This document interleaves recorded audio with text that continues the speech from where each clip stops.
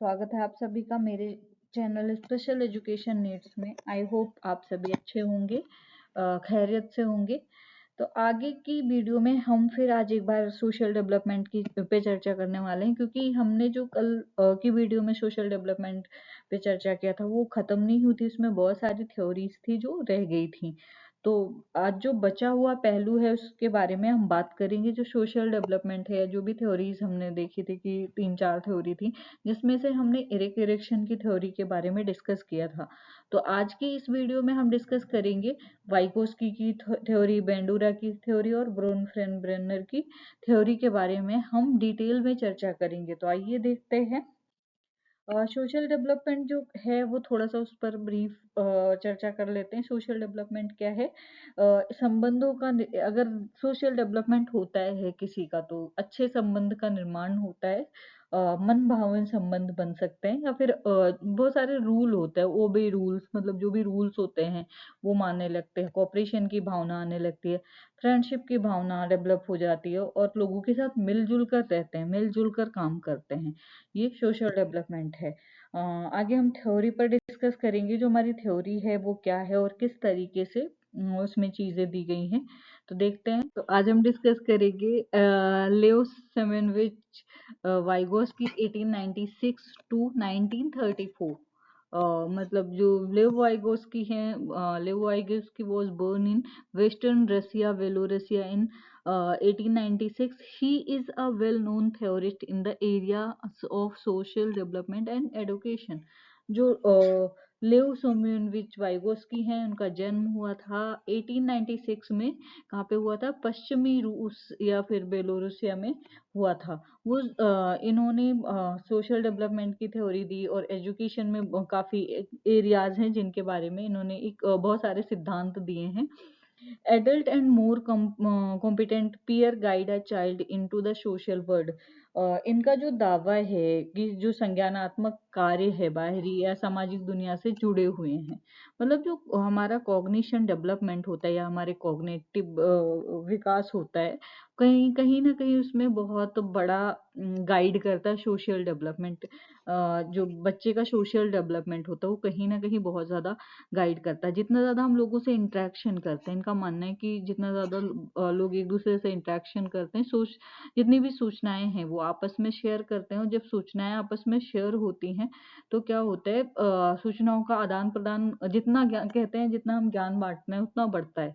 तो जितना ज़्यादा एक्सपीरियंस, मतलब जितना ज़्यादा हम चीज़ों को शेयर करते हैं उतना एक्सपीरियंस बढ़ता जाता है।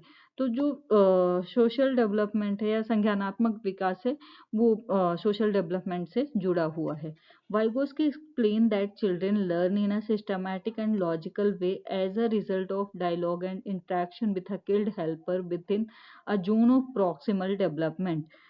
मतलब जो वाइगोस्की हैं, इन्होंने समझाया कि बच्चे, इन्होंने जेडपीडी दिया था। जेडपीडी का फुल फॉर्म है जोन ऑफ प्रॉक्सिमल डेवलपमेंट, यानी कि बच्चे की समीपस्थ विकास।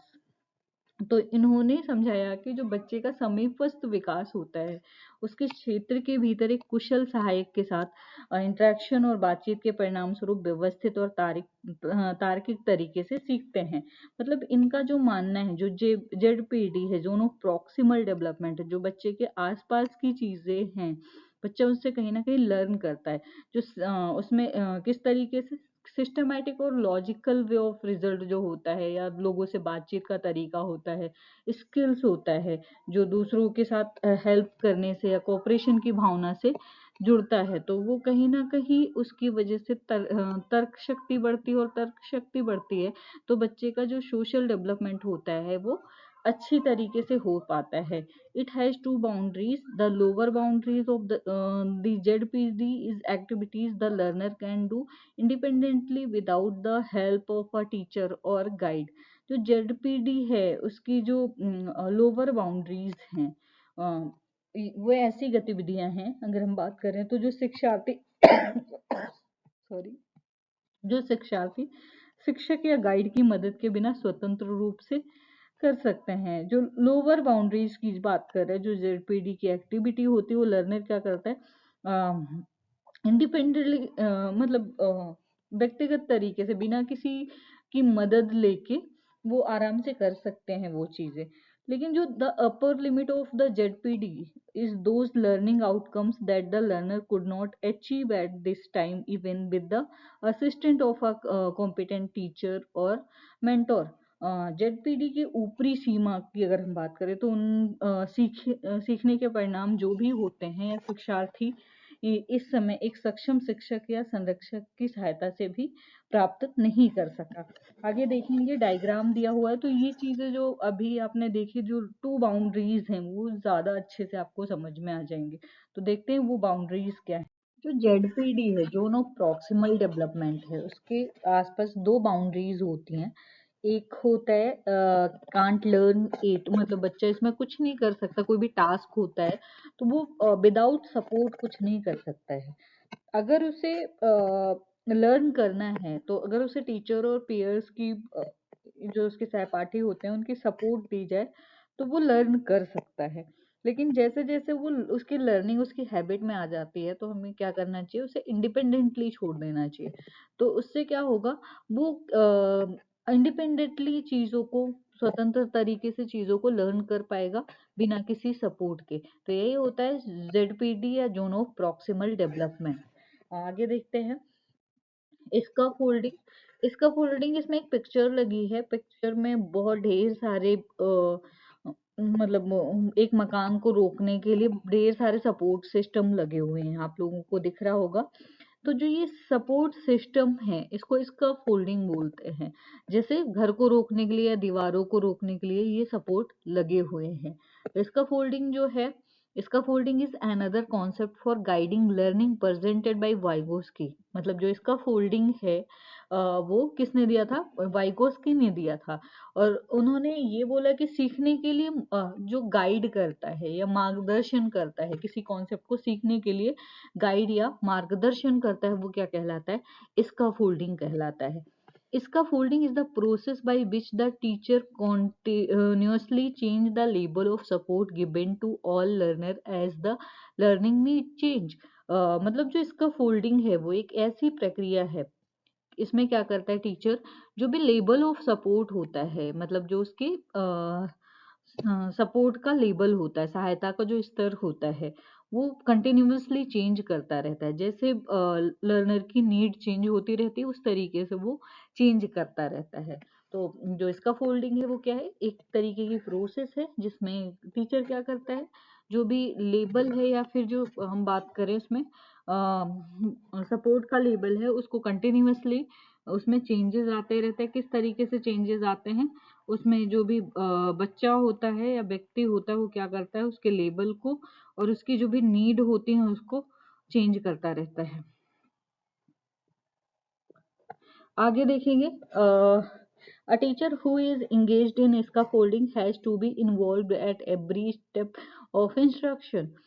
जो स्कैफोल्डिंग में क्या होता है, टीचर इंगेज होता है बच्चों के साथ, जो भी स्टेप वो इंस्ट्रक्शन के बच्चों को दे रहा है उस हर एक इंस्ट्रक्शन में टीचर को इन्वॉल्व होना पड़ता है स्कैफोल्डिंग के लिए। Teacher gradually decrease the support provided to the child while learning a skills. इसमें है टीचर क्या करता है, धीरे धीरे एक कौशल सीखने के दौरान बच्चों को प्रदान किए गए समर्थन को कम कर देता है। जैसे हमने जो बाउंड्रीज देखी थी उसमें क्या देखा था कि पहले लर्नर को कोई मदद नहीं दी जा रही थी तो वो कुछ भी नहीं कर सकता था, लेकिन उसको फिर मदद दी गई, फिर वो करने लगा। और फिर एक टाइम ऐसा आता है कि बच्चा खुद ब खुद करने लगता है। तो जैसे जैसे बच्चे में स्किल्स आने लगती हैं, हमें क्या करना चाहिए, उसको जो भी हम समर्थन दे रहे हैं, जो इसका फोल्डिंग दे रहे हैं, उसको कम कर देना चाहिए। As he observed that the child can perform the skills independently, he stopped assisting the child। जैसे कि वो देखता है कि बच्चा स्वतंत्र रूप से किसी भी कौशल का प्रदर्शन कर सकता है तो वो बच्चे की सहायता करना बंद कर देता है। मतलब बच्चा इंडिपेंडेंटली किसी स्किल्स को सीख जाता है और उस कौशल का को प्रेजेंट करने लगता है। तो क्या करना चाहिए टीचर को, उसको सहायता देना बंद कर देना चाहिए, क्योंकि कहीं ना कहीं अगर हम नहीं बंद करते तो बच्चे की हैबिट पड़ जाती है, वो चीज़ हैबिट में आ जाती है। नेक्स्ट जो लाइन है, both of these concept are important in describing how a child becoming socially competent. Scaffolding, ये दोनों जो अवधारणाएं हैं ये वर्णन करने में महत्वपूर्ण है कि बच्चा सामाजिक रूप से सक्षम कैसे हो सकता है। मतलब चाहे वो ज़ेडपीडी हो, चाहे इसका फोल्डिंग हो, ये दोनों अवधारणाएँ बहुत ज़्यादा इम्पोर्टेंट होती हैं कि किसी बच्चे को हम सोशल डेवलपमेंट किस तरीके से उसका करवा सकते हैं, या बच्चे का सोशलाइज़ेशन किस रूप से हो सकता है, कैसे वो सक्षम हो सकता है लोगों से इंटरैक्ट करने के लिए, या फिर सोशली कनेक्ट करने के लिए कैसे इंटरैक्ट कर सकता है। तो उसके लिए इसका फोल्डिंग और ज़ेडपीडी दोनों ही बहुत ज़्यादा इम्पोर्टेंट होते हैं। आगे देखेंगे, what to know about social learning. अब ये जो सोशल लर्निंग है, ये बैंडोरा की थ्योरी है, जिसमें उन्होंने कुछ एक्सपेरिमेंट किया था, उसके बारे में था। तो people can learn through observation. बच्चे जो कुछ भी देखते हैं वो क्या करते हैं, ऑब्जर्वेशन के थ्रू देखते और करते हैं उस पे काम। जैसे बच्चे अक्सर क्या करते हैं, जो भी पेरेंट्स होते हैं उनका अनुकरण करते हैं, मतलब उनकी नकल करने की कोशिश करते हैं। जो पेरेंट्स करते हैं बच्चे हमेशा वही चीज करते हैं। फॉर एग्जाम्पल, अगर बच्चों ने देखा कि घर पे मम्मी खाना बना रही है, पापा बाजार का काम करते हैं, तो बॉयज और गर्ल्स जो होते हैं उनमें यही कॉन्सेप्ट डेवलप होता है, वो घर घर खेलते हैं, वैसी ही क्रियाएं करते हैं जैसे पेरेंट्स करते हैं, उनकी तरह करने की कोशिश करते हैं। Mental status are important of learning. दूसरी जो चीज़ है कि जो मेंटल स्टेटस है लर्निंग के लिए, वो बहुत ही ज़्यादा इम्पोर्टेंट होती है। अगर मेंटल पीस नहीं होगी, मानसिक शांति नहीं होगी, तो मानसिक स्तर है वो हमारा किस तरीके से काम करता है वो बहुत ज़्यादा ज़रूरी है। क्योंकि अगर हमारा मानसिक स्तर सही नहीं है, या फिर उसको किसी प्रकार की शांति नहीं मिल रही है, उसकी एबिलिटी में किसी प्रकार की बाधा उत्पन्न हो रही है, तो बहुत ही ज़्यादा दिक्कत होती है किसी चीज़ को सीखने के लिए। नेक्स्ट पॉइंट है, learning does not necessarily lead to behaviour change. Learning जो है वो बहुत ही मतलब ज़्यादा नेसेसरली नहीं है बिहेवियर को चेंज करने के लिए। इनका कहने का मतलब है, जो सोशल एटमॉस्फेयर होता है वो कहीं ना कहीं बहुत ज़्यादा प्रभाव डालता है। तो सबसे ज़्यादा इसमें सोशल डेवलपमेंट को माना गया था। तो ये बैंडोरा की थ्योरी है। आगे देखेंगे कि इसमें क्या प्रावधान है या क्या चीज़ें दी गई हैं, उसके बारे में जानेंगे। Albert Bandura, 1925. Albert Bandura was born on December 4, 1925 in the province of Alberta, Canada. Albert Bandura जो थे उनका जन्म 4 दिसंबर 1925 को कनाडा के अल्बर्ट प्रांत में हुआ था। He has done a great deal of work on social learning and is famous for his social learning theory, renamed as social cognitive theory. इन्होंने जो सामाजिक शिक्षा थी उस पर बहुत ही कम काम किया, लेकिन उसके लिए बहुत ही ज़्यादा फेमस हुए थे। सोशल लर्निंग थ्योरी इनकी बहुत ही ज़्यादा फेमस हुई थी, जिसका नाम था सोशल कॉग्निटिव थ्योरी के रूप में से भी लोग जानते हैं, तो उसके लिए काफ़ी प्रसिद्ध हुए थे। इन्होंने जो सोशल लर्निंग थ्योरी दी थी, इसका जो इनके अनुसार अवलोकन, नकल, आदर्श, व्यवहार के प्रतिमान के माध्यम से हम एक दूसरे से सीखते हैं। इनका मानना है कि जो समाज है, समाज के द्वारा स्वीकार किए जाने वाले व्यवहार को अपनाना, तथा जो भी मतलब वर्जित व्यवहार है, जो समाज को नहीं पसंद आता है, उसको नकारना ही सामाजिक अधिगम या सोशल लर्निंग कहलाती है। इनके अनुसार जो सामाजिक अधिगम या सोशल लर्निंग है, उसकी जो थ्योरी थी, व्यवहारवाद और संज्ञानात्मक अधिगम सिद्धांतों के बीच जोड़ने की एक कड़ी कहा जाता है। क्योंकि ये जो सिद्धांत है, इनके जो भी थ्योरी इन्होंने दी थी, जिसमें ध्यान यानी कि मोटिवेशन, अटेंशन और मेमोरी, इन तीनों को के एडजस्टमेंट की बात की गई थी। तो इन्होंने एक्सपेरिमेंट किया था, बेंडूरा ने एक बालक पर बेबी डॉल का प्रयोग किया था। बेंडूरा ने क्या किया था, एक बालक को 3 तरह की मूवी दिखाई थी। पहली जो मूवी थी वो सोशल वैल्यू पर आधारित थी, जिसे देखकर बच्चे ने मतलब जो भी उसका बेबी डॉल था उसके साथ सामाजिक व्यवहार दिखाया, मतलब जो सोशल बिहेवियर था उसका दर्शाया। दूसरी मूवी प्रेम पर आधारित थी, जिसे देखकर बालक ने डॉल से स्नेह किया और उसे सहलाया। और तीसरी जो मूवी थी वो वॉयलेंट थी। उसमें क्या क्या बच्चे ने वो देखकर जो भी चीज़ उसमें हो रही थी, बच्चे बच्चे ने बेबी डॉल की गर्दन तोड़ दी। तो इससे जो निष्कर्ष निकलता है कि इसके आधार पर जो ये थ्योरी इन्होंने एक्सपेरिमेंट किया था, इसके आधार पर कि छोटे बच्चों को ये नहीं पता होता है कि उन्हें क्या सीखना चाहिए और क्या नहीं सीखना चाहिए। तो इसलिए बच्चे के सामने हमेशा जो भी हमें क्या करना चाहिए, एक आदर्श व्यवहार, आइडियल मॉडल को प्रस्तुत करना चाहिए, जिससे बच्चे सीखते हैं। तो इन्होंने according to Bandura, develop of social competency depend on 3 kinds of factor. इन्होंने 3 काइंड्स ऑफ फैक्टर की बात करी थी। तो पहला है behaviour, children's and adult observe with in their home और सोसाइटी। बच्चे और वयस्क अपने घर या समाज के भीतर निरीक्षण करते हैं, मतलब जो चीजें ऑब्जर्व करते हैं वैसा ही बिहेवियर बच्चों का होता है। नेक्स्ट है mental factor such as a student own expectation of success. जैसा कि एक छात्र की सफलता की अपनी अपेक्षाएं होती हैं। बच्चे हमेशा एक चीज होते हैं कि हम पढ़ रहे हैं, हम सफल होंगे, या फिर एक्सपेक्टेशन बहुत होती है बच्चों की, और उनकी अपनी एक अलग एक्सपेक्टेशन होती है। Social factors such as classroom and school climate.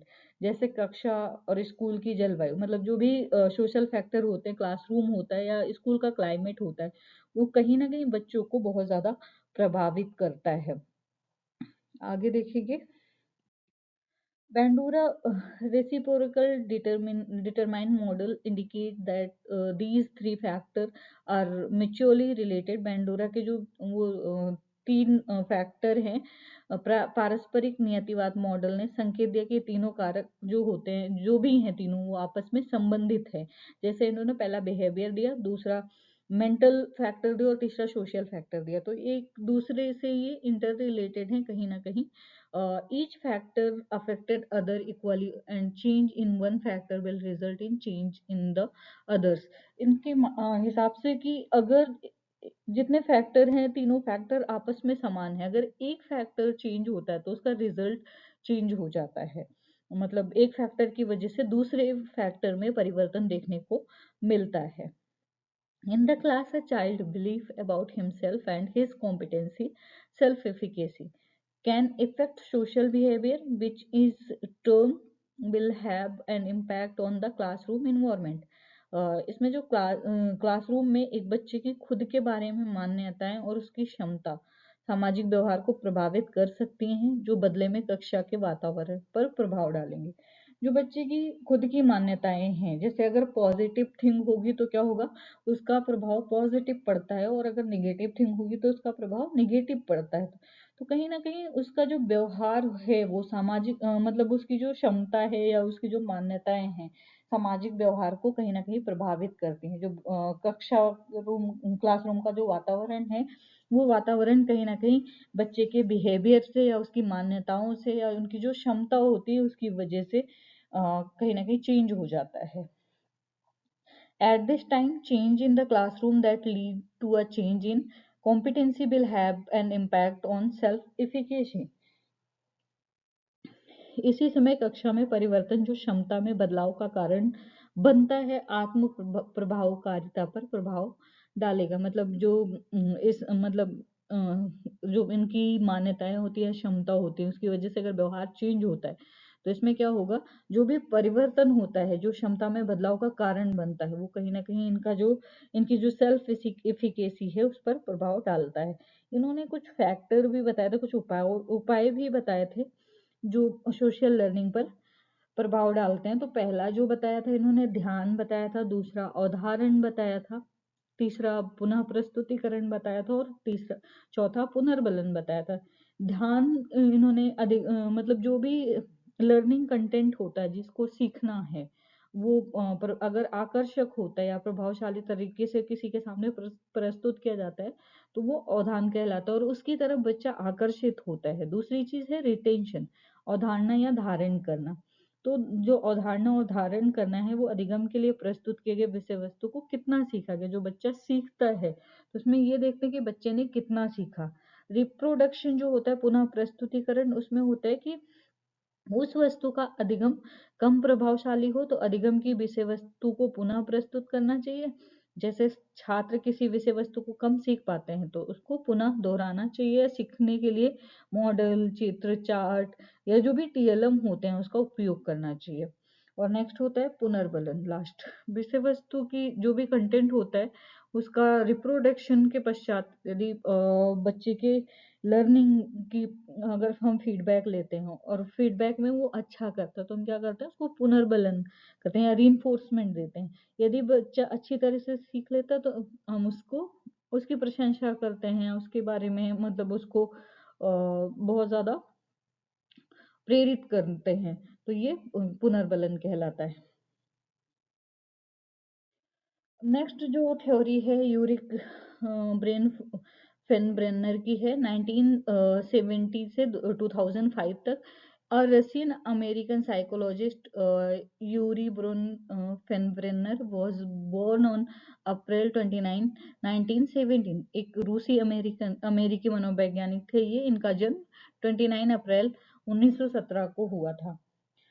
He is well known of his ecological system theory, which presented view about the impact of the environment और human development। ये अपने पारिस्थितिक प्रणाली सिद्धांत के लिए प्रसिद्ध है, मतलब इनकी जो इकोलॉजिकल सिस्टम थ्योरी थी उसके लिए फेमस है, जिससे मानव विकास पर पर्यावरण के प्रभाव के बारे में इन्होंने कुछ पर्सपेक्टिव दिए थे या कुछ इनके व्यू हैं उसको प्रस्तुत किया था। According to Bronfenbrenner, the school and the classroom represent an important role in social development for children। उनके अकॉर्डिंग जो स्कूल और क्लासरूम है बच्चों के लिए सामाजिक विकास में एक महत्वपूर्ण भूमिका का प्रतिनिधित्व करता है। मतलब इनका मानना है कि स्कूल और क्लासरूम बच्चों में सामाजिक डेवलपमेंट करते हैं या सामाजिक डेवलपमेंट का एक रोल प्ले करते हैं। मतलब जो आसपास का वातावरण है या फिर स्कूल है या क्लासरूम है, उसमें डिफरेंट डिफरेंट डाइवर्स लर्नर होते हैं, डिफरेंट बैकग्राउंड से लोग आते हैं, तो कहीं ना कहीं मतलब उसमें बहुत ही महत्वपूर्ण भूमिका होती है स्कूल और क्लासरूम की, जो बच्चों के सामाजिक विकास को प्रभावित करते हैं। Sorry. Brenner work advocate the importance of communication and partnership between the family and school in a child's social development। मतलब जो ब्रोफेन ब्रेनर है, इनका काम एक बच्चे के सामाजिक विकास में परिवार और स्कूल के बीच संचार और साझेदारी की महत्व की एडवोकेसी करना है। ये क्या करते थे, जो मतलब जो सोशल डेवलपमेंट होता है उसमें परिवार और स्कूल के बीच जो भी कम्युनिकेशन होता है उसमें जो साझेदारी होती है, तो ये उनकी एडवोकेसी करते हैं या उससे क्या महत्व होता है, उससे क्या चीजें क्या लाभ होता है उसके बारे में एडवोकेसी करते हैं। और इनका ये वो है इनके थ्योरी का डायग्राम है। इंडिविजुअल, सबसे पहले बच्चा अकेला होता है, फिर माइक्रो सिस्टम, उसके ecologically theory stated the people develop with in a series of environmental system.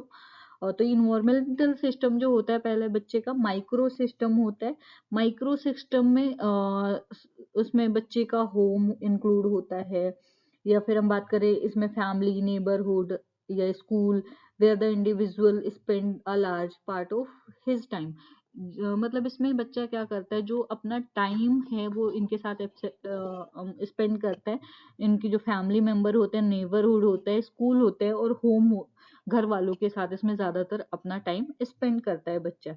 फिर आता है मीजो सिस्टम। मीजो सिस्टम में function and as sorry function as interconnection between the microsystem. इसमें क्या होता है, स्कूल होता है, होम होता है, नेबरहुड होता है, वर्क होता है, तो ये इन दोनों के साथ क्या करता है, इंटरकनेक्शन बना के चलता है। मतलब चाहे वो घर हो, चाहे स्कूल हो बच्चे का, या फिर पास पड़ोस के लोग हों, या फिर वर्क हो, इन सब के बीच एक कनेक्शन बना के चलता है, इंटरकनेक्शन होता है। फिर आता है एक्सियो सिस्टम। हाँ, एक्सोसिस्टम में होता है involve link between a social setting in which the individual does not have to active role and individual immediate context. अगर हम एग्जांपल की बात करें तो इसमें चाइल्ड का एक्सपीरियंस होता है at home by influenced by the parents experience at work. इसमें क्या करता है बच्चा, जो भी कम्युनिटी होती है, चाइल्ड स्कूल होता है या फिर पेरेंट्स के वर्क प्लेस होते हैं, उनसे इन्फ्लुएंस होता है एक्सोसिस्टम में। तो उन वही चीजें बच्चे को ज्यादा इन्फ्लुएंस करती हैं। नेक्स्ट है माइक्रो सिस्टम। सॉरी, अभी हम सबसे पहले हमने माइक्रो पढ़ा था, फिर ये लास्ट वाला जो है मैक्रो सिस्टम है। Macro system describe the culture in which individual live. ये क्या करता है, कल्चर को डिस्क्राइब करता है जिसमें बच्चा व्यक्तिगत रूप से रहता है। Culture context include developing and individual countries socioeconomic status poverty and इसमें जो भी बच्चे की अगर हम बात करें तो इसमें कल्चर शेयर करता है, value belief custom and law वगैरह जो भी चीजें होती हैं वो मैक्रो सिस्टम में आती हैं बच्चे की। तो ये थ्योरी है ब्रोनफेनब्रेनर की। आगे देखते हैं। Social development of child depend upon many factor attachment to mother और caregiver। मतलब जो सोशल डेवलपमेंट होता है चाइल्ड का वो विभिन्न कारक पर निर्भर होता है। वो कारक कौन कौन से या फैक्टर कौन कौन से उनके बारे में जानेंगे। तो पहले पहले अगर हम सबसे पहले बात करें बच्चे का, जब बच्चे का जन्म होता है तब वो किससे सबसे ज्यादा अटैच होता है, मदर और जो उसकी केयर गिवर होती है उनसे ज्यादा अटैच होता है, उनसे ज्यादा लगाव होता है। Development of healthy inter personal relationship, फिर क्या होता है, मतलब एक हेल्दी रिलेशनशिप होती है इंटरपर्सनल की, स्वास्थ्य पारस्परिक या संबंधों का विकास होता है। Inter interaction between child the some competent adult, बच्चे और कुछ सक्षम वयस्क के बीच बातचीत। जो भी एडल्ट होते हैं बच्चे होते हैं, कुछ जो सक्षम होते हैं, ज्यादा बच्चे से लाड प्यार दिखाते हैं, बच्चा उनसे बात करने में सक्षम होता है। Observation and internalize of social behaviour, सामाजिक व्यवहार का अवलोकन और आंतरिकरण करना। मतलब बच्चा क्या करता है, जो भी सोशल वैल्यूज होते हैं समाज में, जो भी चीजें होती हैं उनको ऑब्जर्व करता है और फिर उनको इंटरनलाइज करता है। Various ecological system surrounding the child, बच्चे के आसपास की विभिन्न पारस्परिक प्रणालियां, जो भी इकोलॉजिकल सिस्टम होती है सराउंडिंग की बच्चे की, वो बच्चे के विकास को कहीं ना कहीं बहुत ज्यादा प्रभावित करती हैं। चाहे वो बच्चे के का नेबरहुड हो या फिर बच्चे का जो भी स्कूल हो या फिर क्लासरूम हो या जहाँ पे बच्चा रह रहा है वहाँ का एटमॉस्फेयर हो, कहीं ना कहीं बच्चे के विकास को बहुत ज्यादा प्रभावित करते हैं। A teacher must have the knowledge of all such factors which affect the socio-emotional development of a child। एक शिक्षक को ऐसे सभी कारकों का ज्ञान होना चाहिए जो एक बच्चे के सामाजिक भावनात्मक विकास को प्रभावित करते हैं। मतलब बहुत ज्यादा महत्वपूर्ण है कि जो भी फैक्टर होते हैं डेवलपमेंट के वो टीचर को पता होने चाहिए, क्योंकि टीचर का बहुत ज्यादा अहम रोल होता है। मानते हैं कि जो टीचर है वो लर्निंग का हार्ट होता है, जो बच्चे को लर्न करवाता है तो उसका हार्ट माना जाता है, हृदय माना जाता है कि हाँ टीचर के द्वारा ही बच्चे का डेवलपमेंट ज्यादातर हो सकता है। मतलब जो टीचर होता है, टीचर का जो रोल होता है वो इस तरीके का होता है कि एक लॉ की तरह खुद रोशन होकर, खुद पिघल कर अपने स्टूडेंट की लाइफ को रोशन करता है। तो जो टीचर होता है उसको इन सारे फैक्टर के बारे में जानना चाहिए, और जिससे क्या होगा, बच्चे का सोशल और इमोशनल डेवलपमेंट अच्छे से हो पाएगा। Characteristic of learner and classroom activity to promote social skills. तो देखते हैं, social skills are ways of dealing with other that create healthy and positive interaction. मतलब जो सोशल स्किल्स हैं वो हैं जिसके थ्रू हम एक हेल्दी और पॉजिटिव इंटरेक्शन क्रिएट कर पाते हैं और लोगों से डील कर पाते हैं। Children who have skills, social skills can, मतलब जो बच्चे होते हैं जिनके अंदर सोशल स्किल्स होती है वो क्या क्या चीजें कर पाते हैं। तो कम्युनिकेट क्लियरली, मतलब स्पष्ट तरीके से या स्पष्ट रूप से लोगों से कम्युनिकेशन कर पाते हैं फ्लुएंसी के साथ। क्लीनली एंड रिस्पेक्टफुली, मतलब बहुत ज्यादा ही शांति से और रिस्पेक्ट दे पाते हैं, क्योंकि जब भी लोगों का सोशलाइजेशन अच्छा होता है तो उनमें जो मैनर्स हैं या फिर लोग कैसे लोगों से बिहेव करना चाहिए, कैसे अपने इमोशन को कंट्रोल करना है, ये सारी चीजें उनके अंदर आ जाती हैं। तो नेक्स्ट पॉइंट है, show consideration for the feeling and interest of the pair.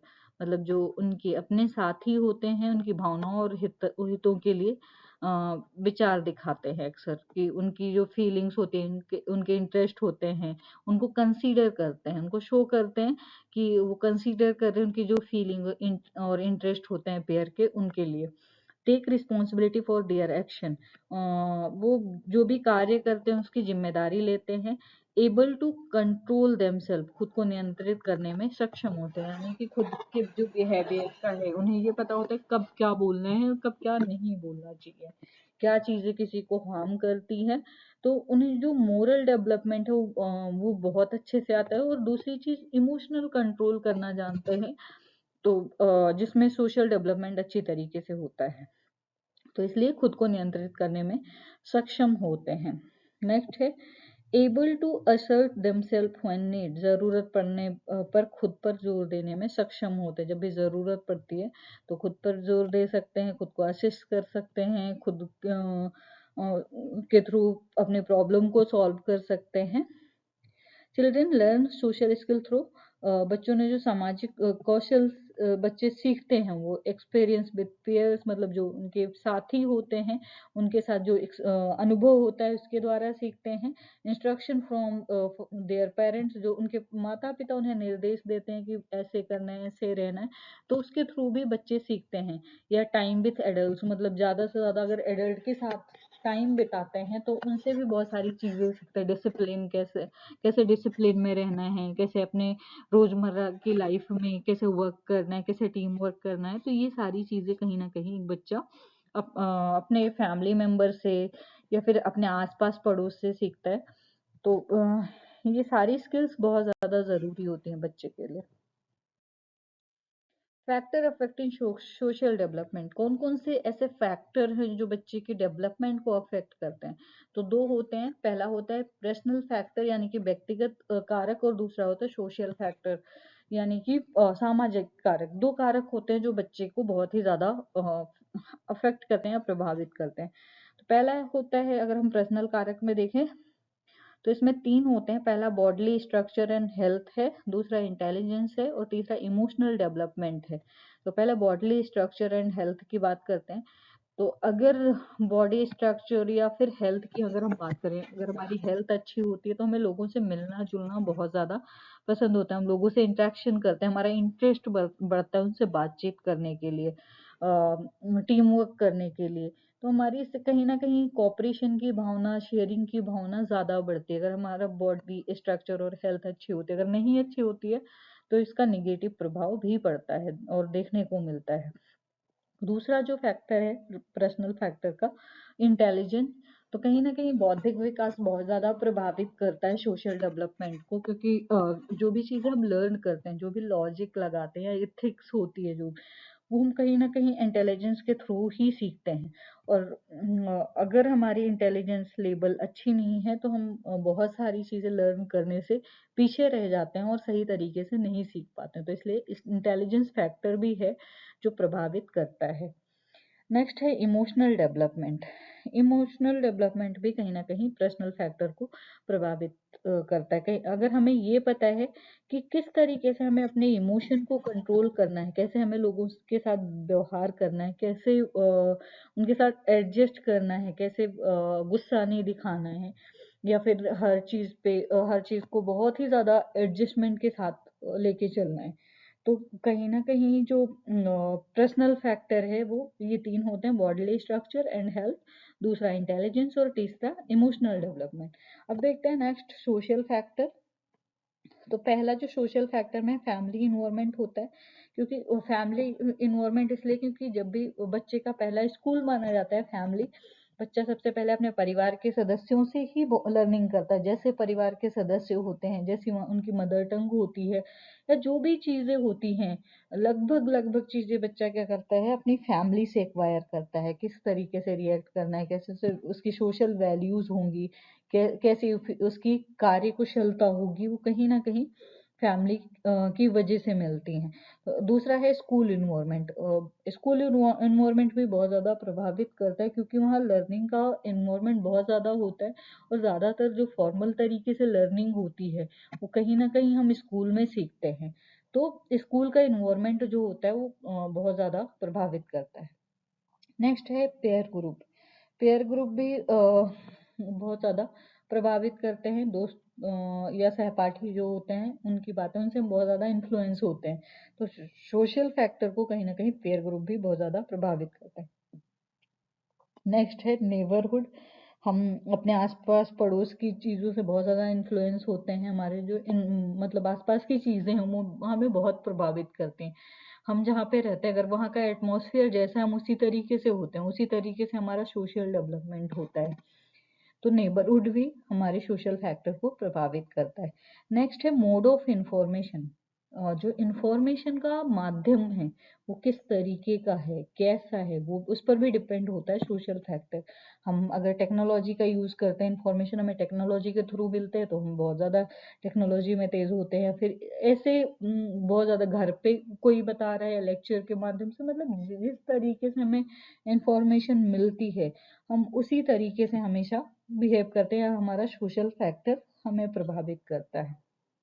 तो आई होप आप सबका factor affecting social development clear हो जाएगा, जिसमें हमने दो फैक्टर पढ़े, पर्सनल फैक्टर और सोशल फैक्टर। पर्सनल फैक्टर के अंतर्गत हमने पढ़ा बॉडीली स्ट्रक्चर एंड हेल्थ और इंटेलिजेंस और इमोशनल डेवलपमेंट। सोशल फैक्टर के अंतर्गत हमने पढ़ा family environment, social environment, pair group, neighbourhood और मोड ऑफ इंफॉर्मेशन। इसमें कोई कंफ्यूजन है तो मुझे ज़रूर बताना। आगे देखते हैं। आप सभी की सोशल डेवलपमेंट का कॉन्सेप्ट क्लियर हो गया होगा। अगर कोई कंफ्यूजन है तो मुझे इस वीडियो के ज़रिए या कमेंट सेक्शन के ज़रिए ज़रूर बताएं। मैं कंफ्यूजन को दूर करने की कोशिश करूंगी। और ये भी बता सकते हैं कि आपको और कौन से टॉपिक समझने हैं या और कौन से टॉपिक है जिसमें कोई कंफ्यूजन हो रही है या समझने में दिक्कत हो रही है तो भी मुझे ज़रूर बताएं। मैं कोशिश करूंगी कि मैं जो भी आप टॉपिक बताओ वो उस पर वीडियो ज़रूर डालूं। और ऐसे ही मेरे वीडियो को प्यार देते रहिए, बने रहिए मेरे चैनल स्पेशल एजुकेशन नीड्स पे। थैंक यू, धन्यवाद, शुक्रिया।